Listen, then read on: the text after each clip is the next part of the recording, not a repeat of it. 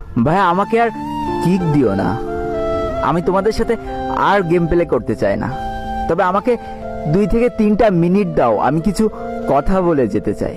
তোমরা আজকে কাকে নুব বলছো? আমাকে?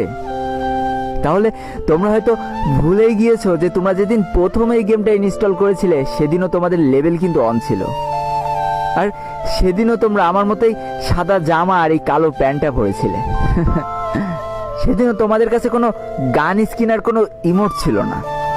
সেদিনও ঠিক আমার মতোই তোমরা অসহায় ছিলে। আর আজ দেখো তোমাদের কত অহংকার আর গর্ব।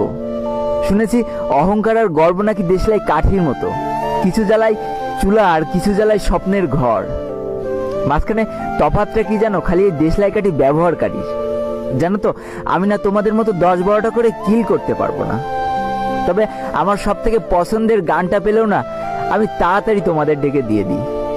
তুমি যখন নকডাউন হয়ে যাও আর তোমার বাকি টিমমেটগুলো যখন কিল নেয় ব্যস্ত না, আমি ঠিকই তোমাকে তখন হিল দিতে চলে যাই, কারণ আমি তো নুব।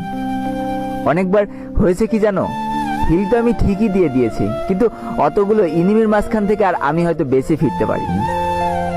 তাতেও আমার কত আনন্দ যে আমি আমার পুরো টিমমেটটাকে তো হিল দিয়ে দিলাম, সে তো বেঁচে আছে, সে একাই খেলে দেবে।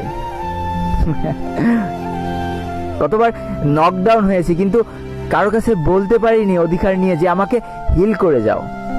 কেন জানো তো? কারণ আমি কখনো চাইনি যে আমার জন্য আমার পুরো টিমমেটের কোনো অসুবিধা হোক। চুপ করে দেখে যেতাম যে আমার লাল এইচপি গুলো আস্তে আস্তে কমে যাচ্ছে আর আমি মারা যাচ্ছি, কিন্তু তবু আমার বলার সাহস ছিল না যে আমাকে হিল করে যাও। আমার যতই এইচপি কম থাকুক না কেন, আমার ব্যাগে যদি একটাও মেডকিট থাকতো না, তবু আমার পুরো টিমমেট চাওয়ার সাথে সাথে আমি ব্যাগ খুলে দিয়ে দিতাম।